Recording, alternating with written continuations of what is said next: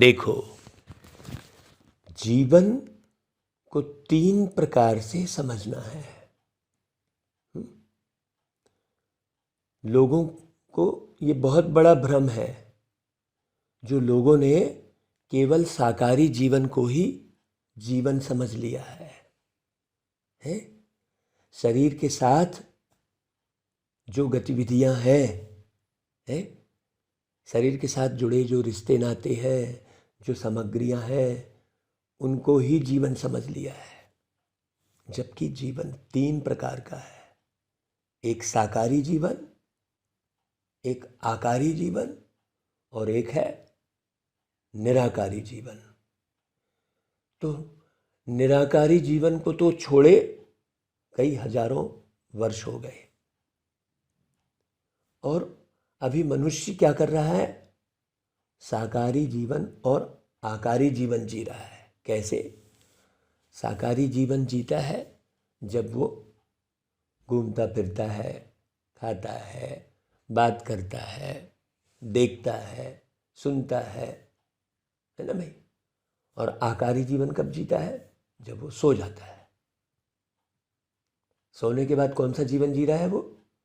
आकारी जीवन। आकारी जीवन माना भावनाएं, विचार, भावनाओं को साकार में प्रस्तुत करना, ये कार्य चल रहा है। अंदर भावनाएं उठी, वो हो गई आकार, और उन भावनाओं को साकार में प्रस्तुत किया, वो हो गया साकारी जीवन। जो स्वप्न देख रहे हैं वो क्या है? वो भावनाएं जो अंदर मर्ज हैं।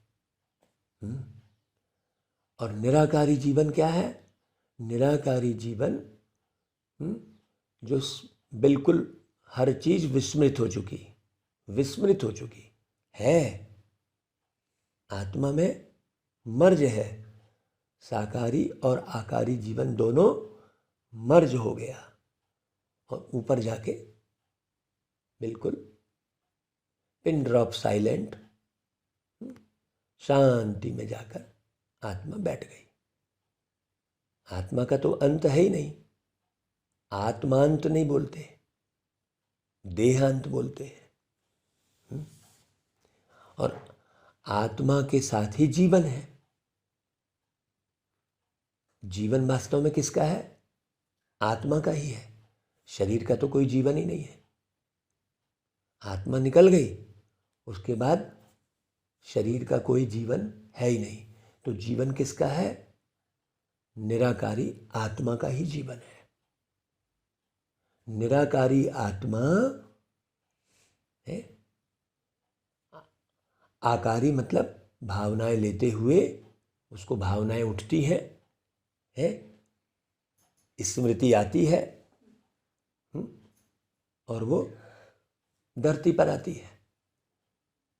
और साकारी शरीर लेती है।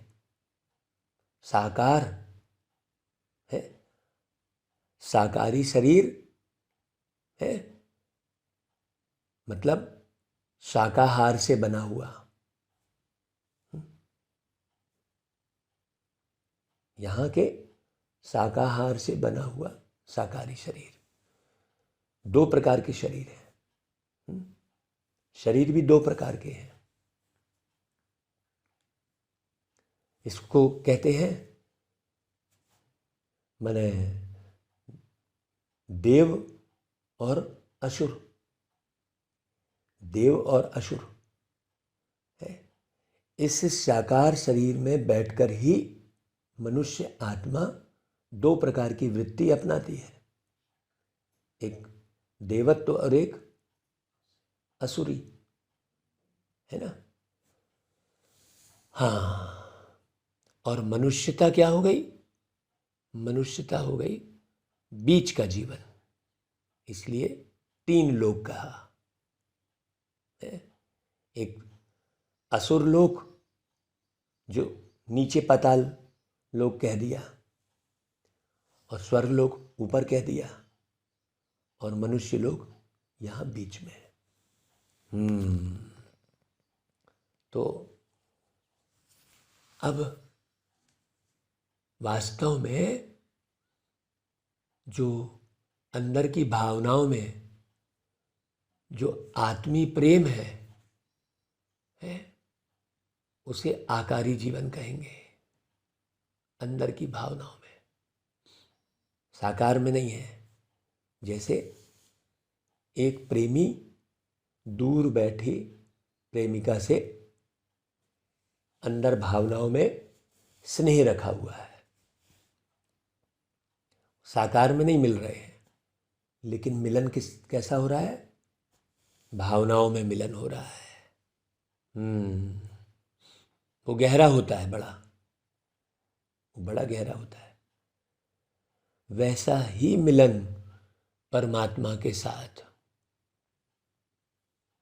तो जब मनुष्य आत्माएं नीचे आती हैं तो आकारी जीवन अर्थात भावनाओं वाला जीवन साकार में प्रस्तुत करती हैं।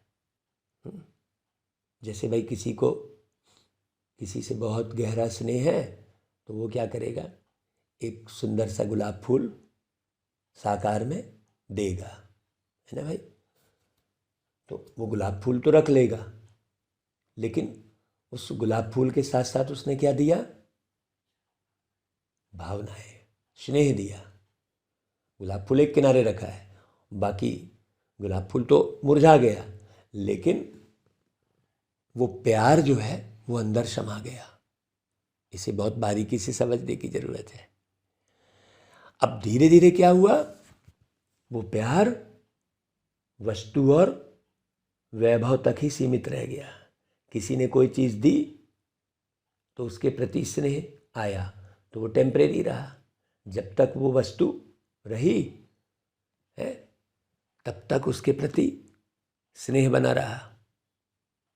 तो वस्तुओं का आदान प्रदान बढ़ता चला गया और संसार में अनावश्यक वस्तुओं का भंडार भरता चला गया। क्यों? क्योंकि स्नेह कहाँ जुट गया? वस्तुओं में, वैभव में, पद में, है पोस्ट में। कोई ऊंची पोस्ट वाला है तो उससे बड़ा स्नेह दिखाएंगे, कोई धनवान है तो उससे बड़ा स्नेह दिखाएंगे। तो स्नेह कहाँ बदल गया? स्वार्थ में बदल गया। और वो स्नेह समाप्त हो गया, मैंने समाप्त जैसा ही हो गया। जब कुछ लोगों में थोड़ा सा बचा, तब उस स्नेह को बढ़ाने के लिए प्यार के सागर परमात्मा धरती पर आए। जब स्नेह बूंद भर भी नहीं बचा, इसलिए गाया, तू प्यार का सागर है, तू प्यार का सागर है, तेरी एक बूंद के प्यासे हम। मतलब प्यार की बूंद के भी प्यासे हो गई सब आत्माएं। अब वो प्यार की बूंद किसी के पास बची ही नहीं, तो फिर सागर याद आया, है ना भाई? तो वो स्नेह का सागर फिर कैसे प्यार लुटाएगा भाई? सब तो साकार में बैठे हैं, सब तो साकार में बैठे हैं। तो मनुष्य आत्माएं ही पुकारी, कोई जानवर ने तो नहीं पुकारा भाई परमात्मा को, है? मानवीय जीवन में जो मनुष्य आत्माएं थी उन्होंने पुकारा है। जीवन किसके साथ? आत्मा के साथ, है ना भाई? तो मानवीय शरीर धारण करेंगे ही परमात्मा, और सब आत्माओं ने पुकारा। तो किसी एक आत्मा के घर में जन्म ले ऐसा भी नहीं हो सकता है। तो आज की मुरली में वो सारा स्पष्ट है कि ब्रह्मा का तन कब लिया बाबा ने। तो 18 जनवरी 1994 को प्यारे बाबा धरती पर आए और ये वाणी चलाए। आप गौर से उस वाणी को सुनिएगा बहुत अच्छे से, है? विशेषकर ब्राह्मण तो जो ब्रह्मा कुमार बने हैं उनको तो विशेष इस वाणी को 10 बार सुनना चाहिए। क्योंकि स्नेह के सागर से जब स्नेह जुटेगा तब अंदर स्नेह भरेगा, क्योंकि निर्माण स्नेह से ही होगा। क्योंकि समाप्त क्या हो चुका है? स्नेह ही समाप्त हो चुका है। बूंद की प्यासी हैं आत्माएं, तो प्यार के सागर का प्यार लुटाना सब पर, ये मुख्य बात है। तो प्यार के सागर का प्यार कब लुटाएंगे? जब प्यार के सागर को जानेंगे, पहचानेंगे, उनसे प्यार करेंगे और उनके प्यार को बटोर बटोर के, भर भर के और सब पर लुटाएंगे। तो ब्राह्मण जन्म का आदि वरदान स्नेह की शक्ति। तो आज चारों ओर के सर्व बच्चों की स्नेह भरी स्मृतियां समर्थ बाप दादा के पास स्नेह के सागर समान पहुंच गई। हर एक बच्चे के दिल में दिलाराम समाया हुआ है, और दिलाराम के दिल में कौन समाये हुए हैं भाई? सर्व स्नेही बच्चे समाये हुए हैं, जो बहुत स्नेह से आपस में रहते हैं। क्योंकि सबसे बड़ी शक्ति है स्नेह, बहुत बड़ी शक्ति है। कौन सा स्नेह? आत्मी स्नेह, दैहिक स्नेह नहीं, वस्तु का स्नेह नहीं। स्नेह की शक्ति मेहनत को सहज कर देती है। जहां मोहब्बत है वहां मेहनत नहीं होती। मेहनत मनोरंजन बन जाती है, खेल लगता है। स्नेह की शक्ति क्या करती है? देह और देह की दुनिया सेकंड में भुला देती है। स्नेह में जो भुलाना चाहे वह भुला सकते हैं, जो याद करना चाहे उसमें समा जाते हैं। स्नेह की शक्ति सहज समर्पण करा देती है। हाँ, अगर कहीं पर भी आपका समर्पण थोड़ा सा भी अगर नहीं हो रहा है, इसका मतलब स्नेह की कमी है। जिसके अंदर स्नेह नहीं है ना, वो कहीं समर्पित नहीं हो सकता। बहुत अच्छी रीति समझना, वो कहीं समर्पित नहीं हो सकता। वो खिंचा खिंचा सा रहेगा, वो अलग अलग सा रहेगा। स्नेह की शक्ति बाप समान बना देती है। स्नेह सदा हर समय परमात्म साथ का अनुभव कराता है। स्नेह सदा अपने ऊपर बाप की दुआओं का हाथ छत्र छाया समान अनुभव कराता है। स्नेह निष्पल मतलब हर समय निश्चिंत अनुभव कराता है। हाँ, जिसका सबसे स्नेह है उसको किसी भी प्रकार की चिंता नहीं रहेगी। स्नेह हर कर्म में निश्चित विजयी स्थिति का अनुभव कराता है। ऐसे स्नेह की शक्ति भाई अनुभव करते हो ना भाई। बाप दादा जानते हैं कि अनेक जन्म अनेक प्रकार की मेहनत कर थकी हुई आत्माएं हैं। आज किसी का किसी से स्नेह ही नहीं रह गया है। अब लोगों ने उस सच्चे प्यार को समझा नहीं, उस रूहानी प्यार को बिल्कुल अपनाया नहीं। इसलिए क्या गीत गाया? उल्टा गीत गाया। क्या कह दिया? कह दो कोई ना करे यहाँ प्यार। सोचो, ऐसा कह दिया। जिसमें खुशियाँ है कम, बेशुमार है गम, एक हंसी और आंसू हजार। तो सोचो, सच्चा प्यार नहीं किया तो गीत कैसे बना। और बाबा यहाँ पर सच्चा प्यार सिखा रहे हैं। लोगों ने फिल्मों में दैहिक प्यार दिखाया, दैहिक प्यार, वस्तुओं से प्यार, बंगले से प्यार, गाड़ी से प्यार, तो आंसू हजार रहेंगे ही। आत्मा से प्यार करने में खुशी ही खुशी होगी, है। तो बाप दादा अनेक जन्म, अनेक प्रकार की मेहनत, इसलिए मेहनत करने वाली आत्माओं से, थकी हुई आत्माओं, भिन्न भिन्न बंधनों में बंधी हुई आत्माएं होने के कारण मेहनत करती रही। इसलिए बाप दादा मेहनत से मुक्त होने के लिए सहज विधि, स्नेह की शक्ति सभी बच्चों को वरदान में देते हैं। स्नेह कब जागृत होगा भाई? जब मेरा, मेरी वस्तु, मेरा स्थान, मेरा घर, मेरी दुकान, मेरा सेंटर, ये मेरा कमरा, ये मेरे कपड़े, ये मेरी योग्यता, ये मेरा गीत, ये मेरा संगीत, जब ये खत्म होगा, मेरा तो एक बाबा, बाबा कैसा? निराकार परमात्मा। तो जब मेरा निराकार परमात्मा है तो मेरी फिर निराकार आत्मा है, बस।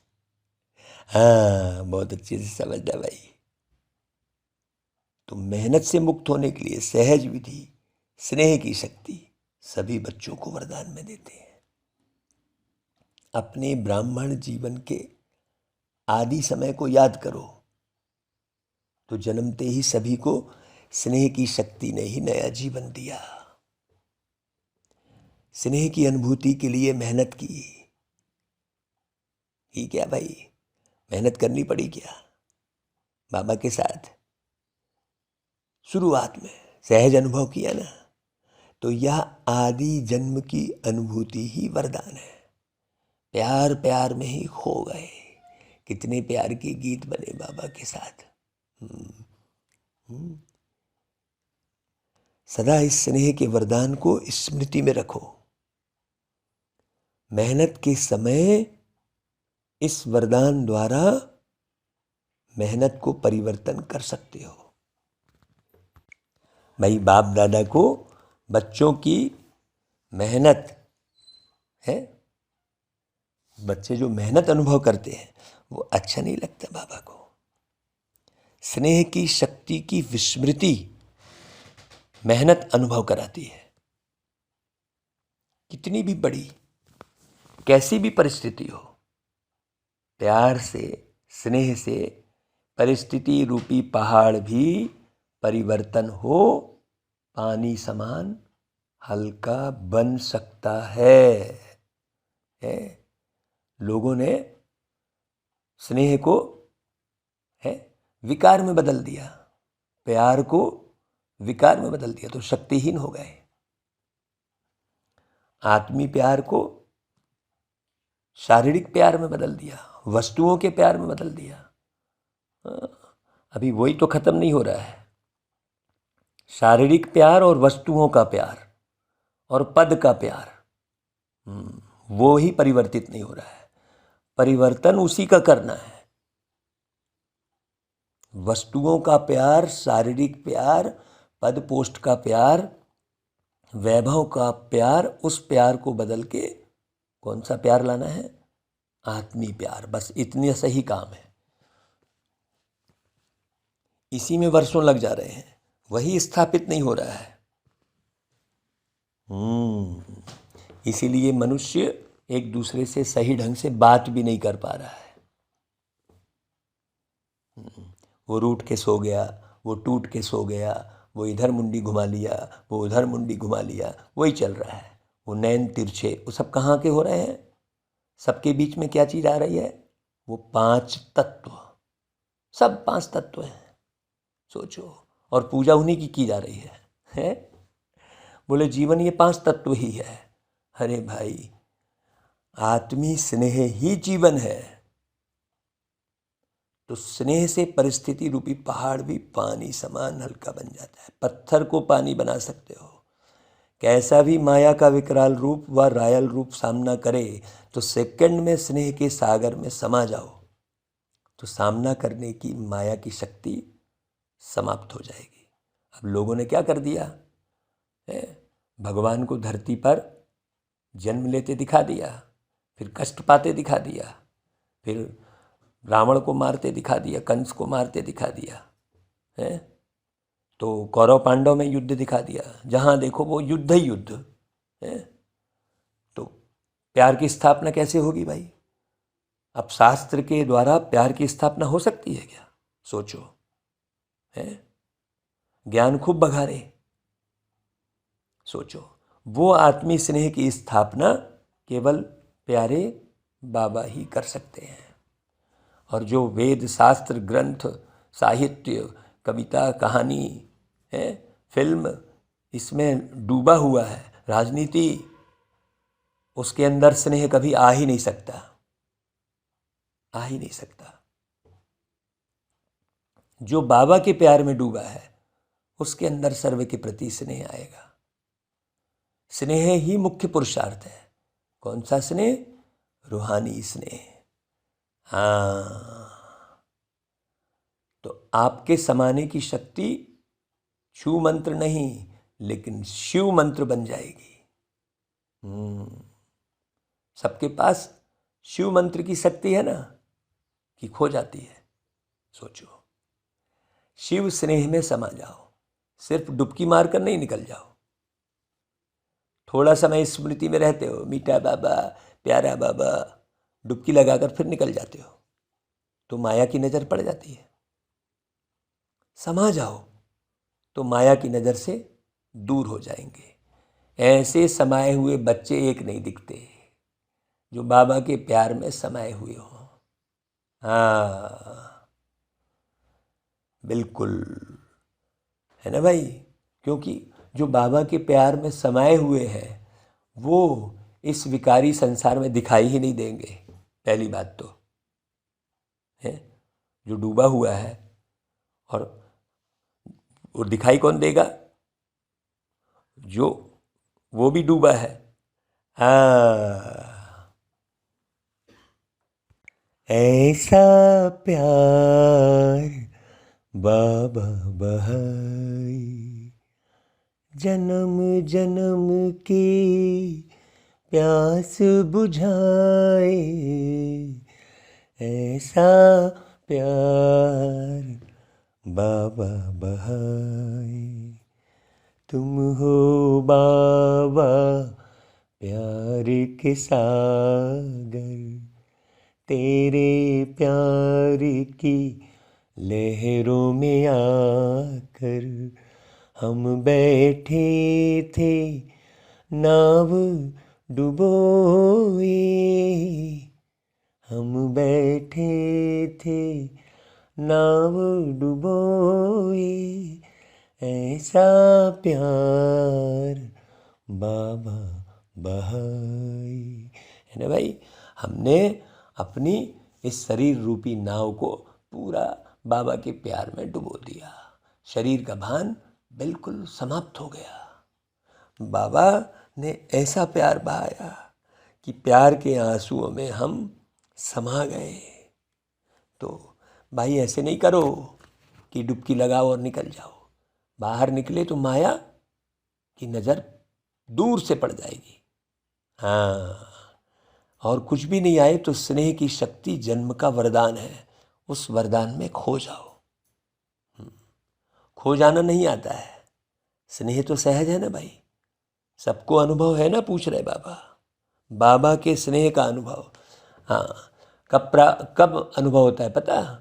जब कोई प्राप्ति होती है, वो स्नेह टिकाऊ नहीं रहेगा। हाँ, जब कोई स्थूल प्राप्ति हुई, कोई काम बन गया, सारी दुनिया में यही होता है। किसी को संतान नहीं हो रही है, संतान हो गई तो बोले ये भगवान की कृपा।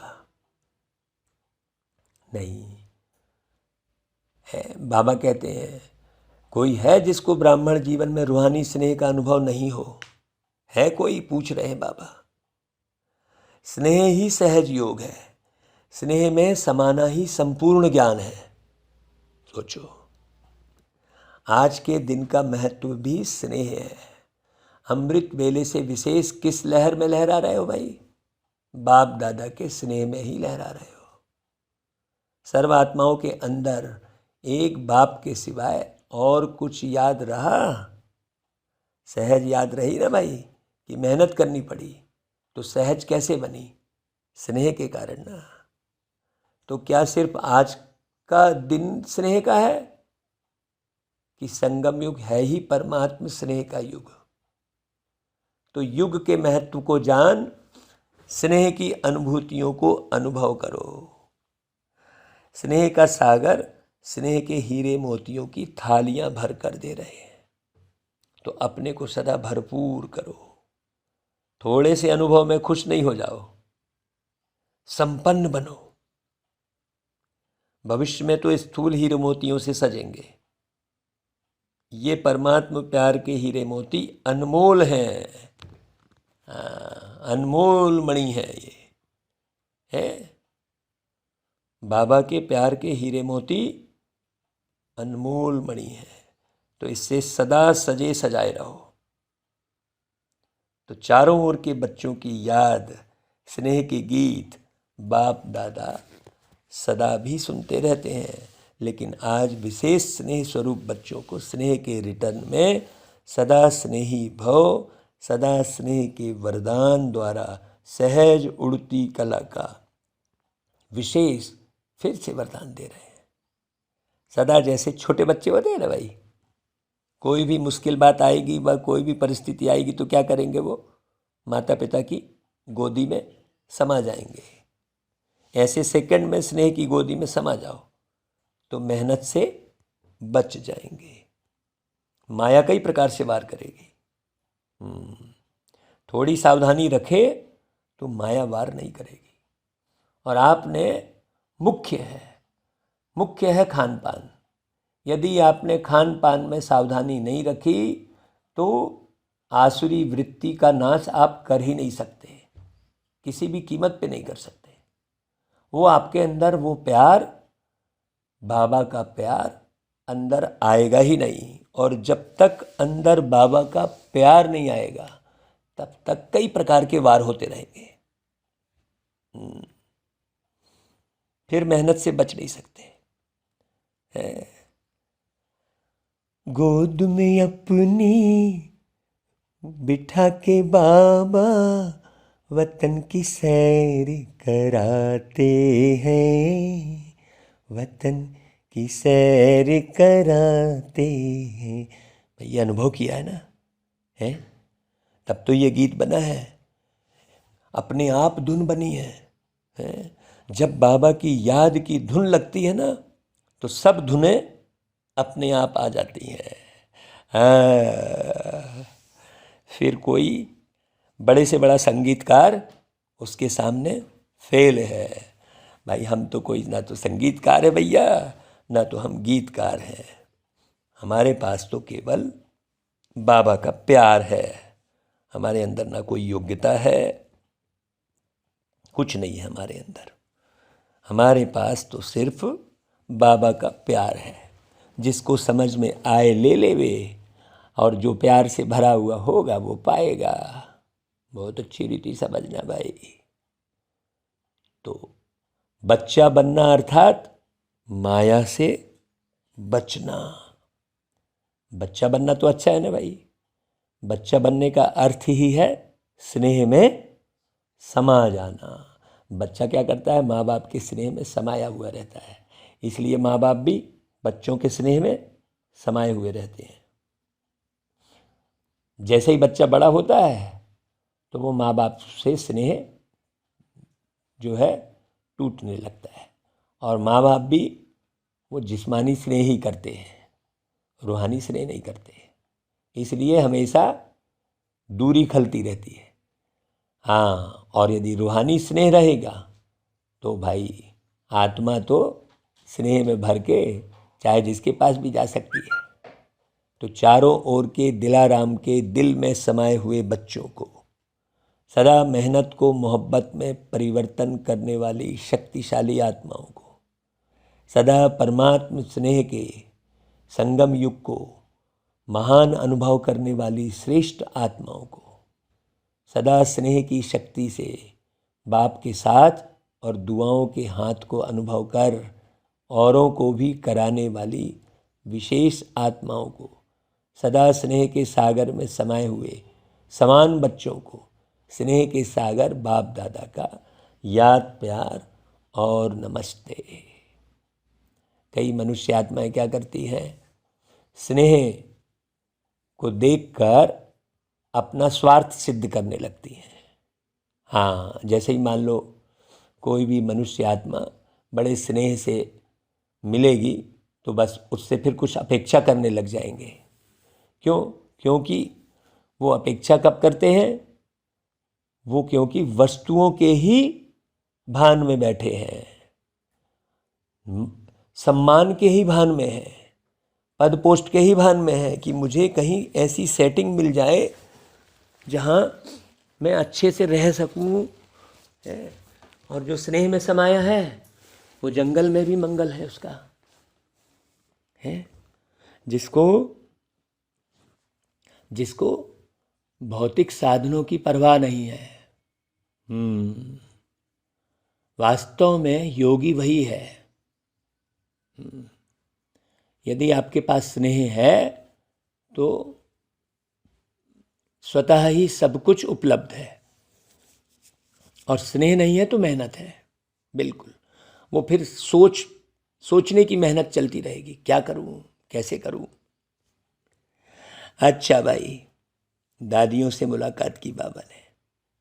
आज के दिन भाई क्या क्या याद आया? विशेष विल पावर के हाथ याद आए। विल पावर सब कार्य सहज करा देती है। ब्रह्मा बाप ज़्यादा याद आया या बाप दादा दोनों याद रहे?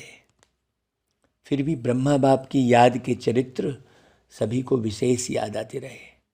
ब्रह्मा बाप ब्रह्मा बना ही तब जब बाप दादा कंबाइंड हुए।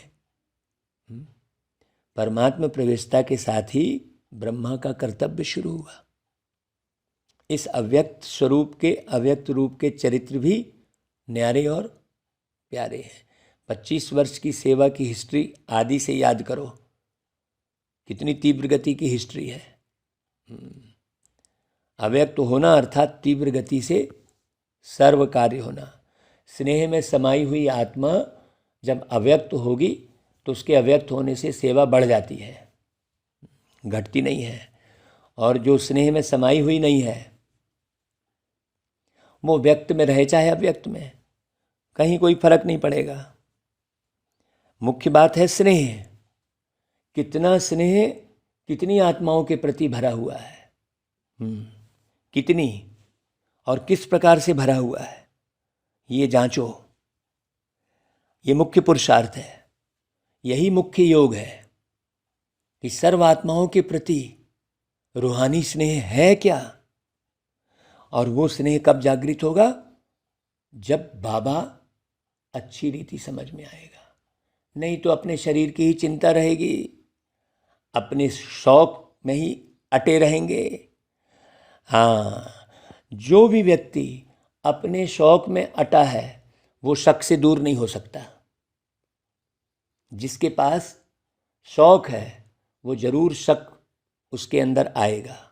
जिसके पास शौक है उसके पास जरूर शिकायत रहेगी किसी न किसी की।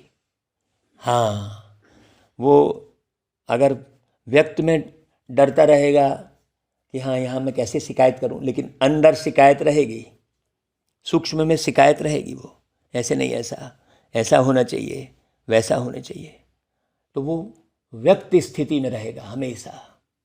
यहाँ बात कर रहे हैं बाबा अव्यक्त स्थिति की। इसलिए बाबा कह रहे हैं अव्यक्त होने से समय को भी तीव्र गति मिली है, तो सेवा को भी तीव्र गति मिली। अव्यक्त पार्ट में आने वाली आत्माओं को भी पुरुषार्थ में तीव्र गति का भाग्य सहज मिला हुआ है। तो अव्यक्त पार्ट में आई हुई आत्माओं को last so fast, fast so first का वरदान प्राप्त है। तो अव्यक्त स्थिति बनाना, एक कैसेट बनवाई थी बाबा ने उसी समय, अव्यक्त मोहब्बत। मोहब्बत भी कैसी? अव्यक्त। व्यक्त मोहब्बत कोई काम की नहीं है, उसका कोई प्रभाव नहीं पड़ने वाला है, उसमें अवश्य क्रोध आएगा, उसमें अवश्य गलतियां होंगी, अवश्य होंगी, हाँ, और सामने वाला अवश्य बितकेगा। और अव्यक्त मोहब्बत सदा कायम रहेगा, अव्यक्त मोहब्बत सदा कायम रहेगी। तो अव्यक्त मोहब्बत और व्यक्त मोहब्बत को समझना। व्यक्त मोहब्बत साकारी मोहब्बत है, इसलिए शुरू में साकारी, आकारी और निराकारी का विशेष समझाया। बहुत अच्छी रीति समझना भाई। बाबा कहते हैं, बाबा ने वरदान दिया है स्नेह का, स्नेह का ही वरदान दिया है, बाबा ने स्नेह ही किया है। एक बार हम बाबा से मिलने मधुबन गए डायमंड हॉल में, तो बाबा सबको टोली बांट रहे थे और हम नीचे खड़े बाबा को बहुत प्यार से देख रहे थे। भाई हम तो ऊपर नहीं जा सकते, तो सबको टोली दे रहे थे बाबा, तो हम बाबा को बहुत प्यार से देख रहे थे। तो कनखियों से बाबा ने मुझे भी देखा है, बस नैन मुलाकात हुई, तो इतना आनंद आया। फिर हम चुपचाप खड़े हो गए। थोड़ी देर बाद रमेश भाई जी आए और भीड़ में से हमको ये बोले, टोली देखो, ये बाबा ने आपके लिए टोली दी है। बोले कोई जान पहचान नहीं थी, कहीं शुरू की बात थी, वही बाबा जो शुरू के प्यार की बात कर रहे हैं। जब बाबा के बने तो स्नेह का वरदान ही बाबा ने दिया। तो ऐसे अब वो थोड़ी सी टोली, थोड़ी सी बिल्कुल, हाँ, वो बाबा के हाथों की जो टोली अंदर गई तो उसने ऐसी कमाल की कि बस इतने गीत बने। फिर उसके बाद गीत ही गीत बाबा के प्यार में डूबे रहे। ये खान पान का अंतर।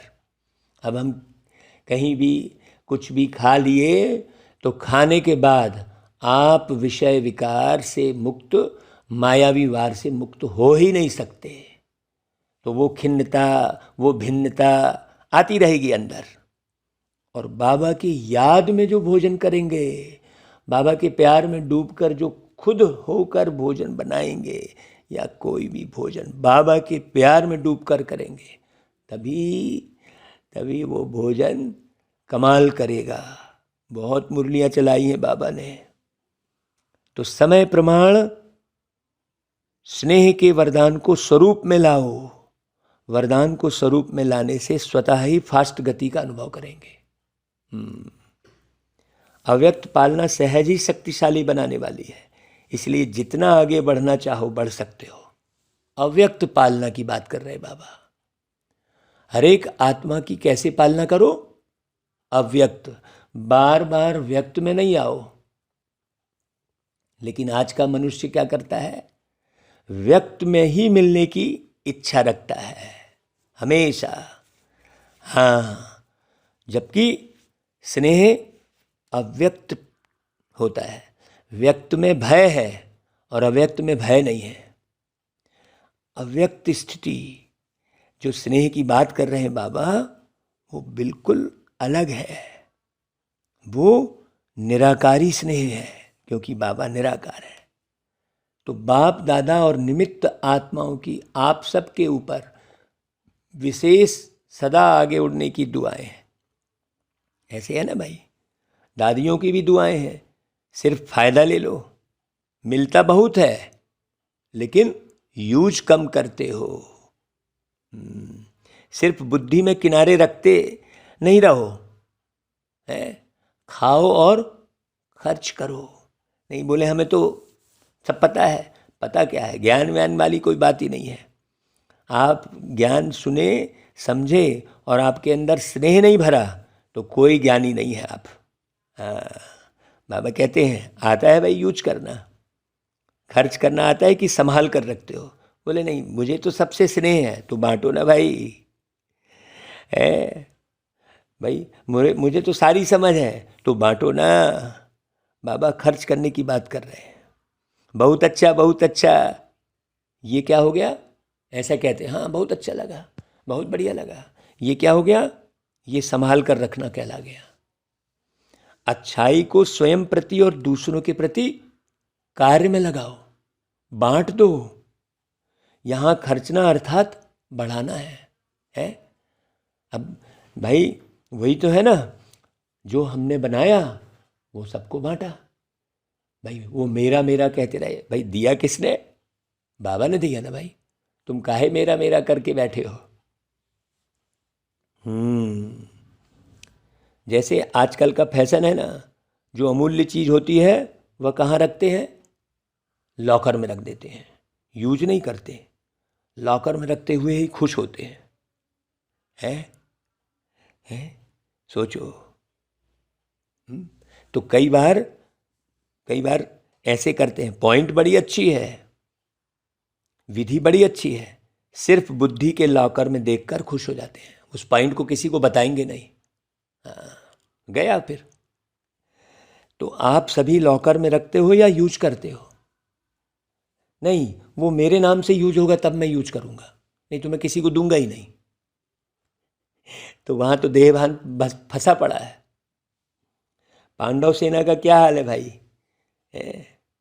तो सभी कहते अच्छा है, सिर्फ अच्छा अच्छा कहने वाले तो नहीं है ना। ऐसी सेना तैयार हो जो सेकंड में जो ऑर्डर मिले कर ले, ऐसे तैयार है। शक्ति सेना तैयार है। शक्तियों की सेवा अपनी है, पांडवों की सेवा अपनी है। पांडवों के सहयोग के बिना शक्तियाँ नहीं चल सकती, और शक्तियों के सहयोग के बिना पांडव नहीं चल सकते। फिर दादी जी ने मैक्सिको की कॉन्फ्रेंस का समाचार बाप दादा को सुनाया। बाबा ने कहा अच्छा है, साइंस वाले तो काम में लगे ही हैं, प्रयोग करने में साइंस वाले होशियार होते हैं ना। तो एक भी अच्छी तरह से योगी और प्रयोगी बन गया तो बड़े से बड़े माइक का काम करेगा। हाँ। फिर समाचार सुनाया कि लॉस एंजलिस में भूकंप आया है। तो बाबा ने कहा ये समय के तीव्र गति की निशानियां हैं। समय अपनी तरफ से भाग रहा है, समय प्रति समय प्रकृति दिखा रही है। अच्छा भाई। फिर अव्यक्त बाप दादा की पर्सनल मुलाकात है। जो स्नेह में भरा हुआ रहेगा ना, उसे मुरली लंबी नहीं लगेगी, वो बोर नहीं होगा। और जो स्नेह में भरा हुआ नहीं रहेगा, वो मुरली को थोड़ी सी सुनेगा और आगे बढ़ा देगा। अभी समय नहीं, अभी काम करने जाना है बोलेगा। ऐसे बहुत है। 1 घंटे की मुरली होती है और 200 लोग मुरली सुने हैं, दिखाया है, लेकिन घंटे कितने दिखाता? वो 10-12 घंटे। जब 200 लोगों ने मुरली सुनी तो 200 घंटे दिखाने चाहिए ना भाई, है? लेकिन लोग व्यर्थ को सुनने के लिए लंबा समय बैठेंगे, घंटों। 3 घंटे की पिक्चर देख लेंगे वो मार धाड़ वाली, है? लेकिन 1 घंटे की मुरली भारी लगेगी। बहुत गहरी बात है। तो सोचो, अव्यक्त बाप दादा की पर्सनल मुलाकात। फल की इच्छा छोड़ रहम दिल बन, शुभ भावना का बीज डालते चलो। बाप दादा द्वारा सर्व बच्चों को इस संगम युग पर विशेष कौन सा खजाना मिला हुआ है भाई? भाई खजाने तो बहुत हैं, लेकिन विशेष खजाना कौन सा है? खुशी का खजाना है। तो खुशी का खजाना कितना श्रेष्ठ मिला है? तो यह सदा साथ रहता है या कभी किनारे भी हो जाता है? सोचो। जब अनगिनत मिलता है तो हर समय खजाने को कार्य में लगाना चाहिए ना। लोग किनारे इसलिए रखते हैं कि आई विल में काम आएगा, लेकिन आपके पास तो अथाह है भाई, आई विल में काम आने के लिए रखने की कोई बात ही नहीं है। इस जन्म की तो बात छोड़ो, लेकिन अनेक जन्म यह खुशी का खजाना साथ रहेगा। अनगिनत है तो यूज करो ना। बाप दादा ने पहले भी सुनाया है कि प्राण चले जाए लेकिन खुशी नहीं जाए, इसलिए खुशी को कभी भी किनारे नहीं रखो और ही महादानी बनो।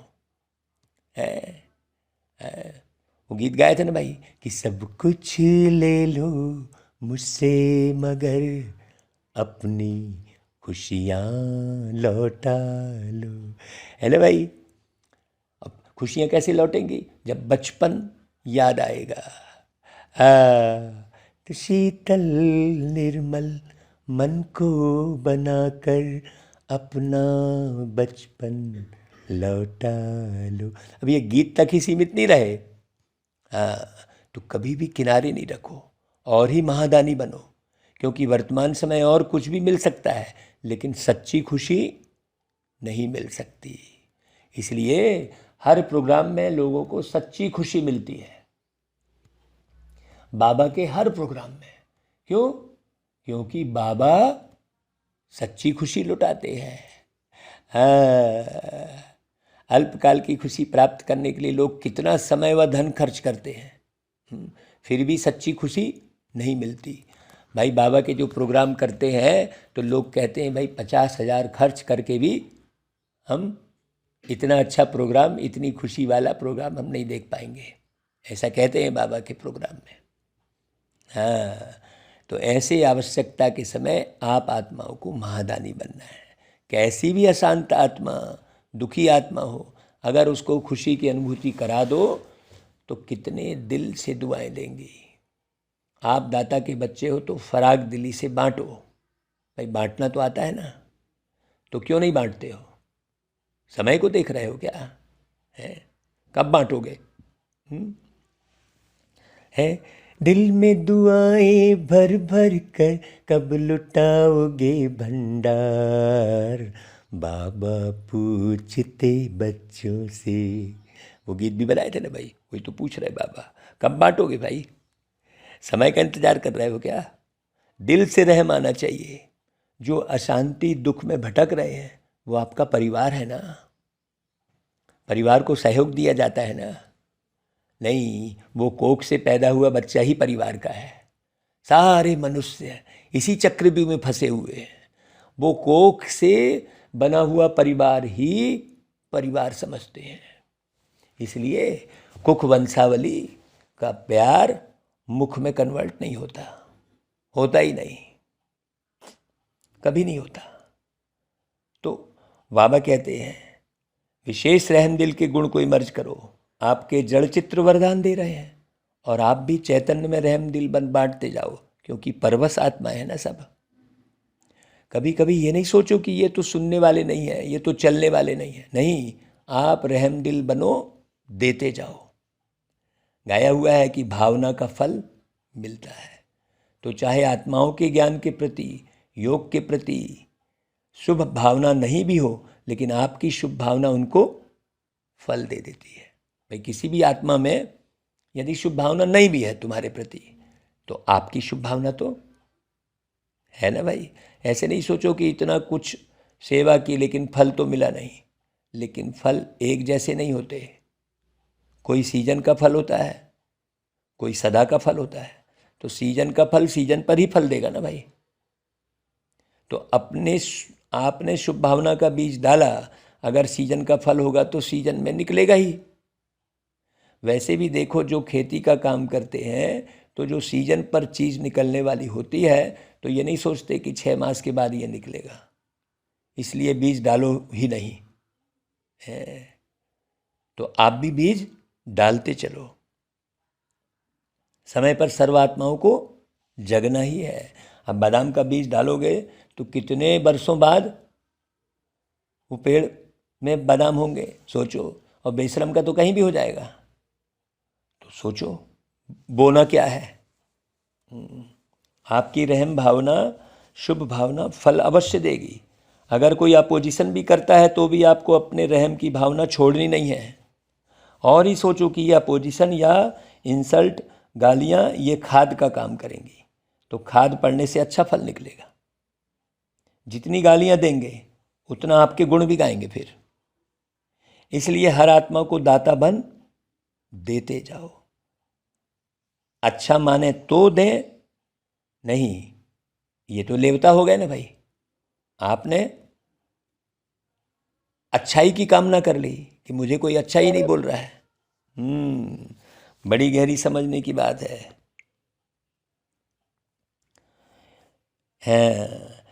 अच्छा माने तो दे, नहीं भाई, इसको कहा जाता है दाता के बच्चे मास्टर दाता। चाहे वृत्ति द्वारा, चाहे वाइब्रेशन द्वारा, चाहे वाणी द्वारा देते जाओ। इतने भरपूर हो ना भाई, सब खजाने हैं ना जो दे सको। हाँ, वो अपने पास खजाने चेक करो। डबल विदेशियों को देख बाप दादा डबल खुश होते हैं। क्यों? डबल पुरुषार्थ करते हैं। एक तो अपना रीति रस्म परिवर्तन करने का भी पुरुषार्थ करते हैं, है? बाप दादा देखते हैं कि उमंग उत्साह मेजॉरिटी में अच्छा है। है भाई। अगर कभी उमंग उत्साह बीच बीच में नीचे ऊपर होता है तो आज विधि सुनाई कि समा जाओ, है? स्नेह की गोदी में छिप जाओ, फिर माया आएगी ही नहीं भाई। ये तो सहज है ना भाई। बीज रूप होने में मेहनत है? और स्नेह की गोदी में समा जाना मेहनत नहीं है। और कुछ भी नहीं आए लेकिन स्नेह में समाना तो आता है ना भाई, कि ये भी मुश्किल है। सभी ने बोला नहीं, तो ये करो। अभी मुश्किल शब्द नहीं बोलना। नीचे आते हो तो छोटी सी चीज़ बड़ी लगती है, और ऊपर चले जाओ तो बड़ी चीज़ भी छोटी लगेगी। फरिश्ते हो या साधारण मानव हो, सभी कहते फरिश्ता। तो फरिश्ता कहाँ रहता है भाई? ऊपर रहता है या नीचे? सभी ने कहा ऊपर। तो नीचे क्यों ठहरते हो?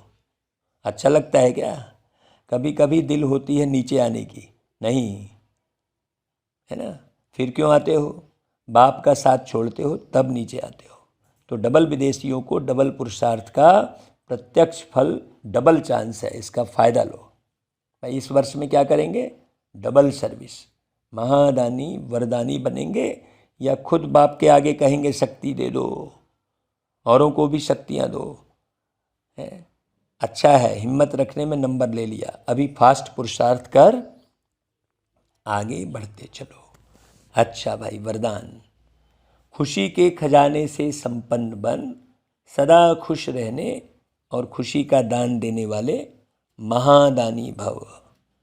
संगम युग पर बाप दादा ने सबसे बड़ा खजाना खुशी का दिया है।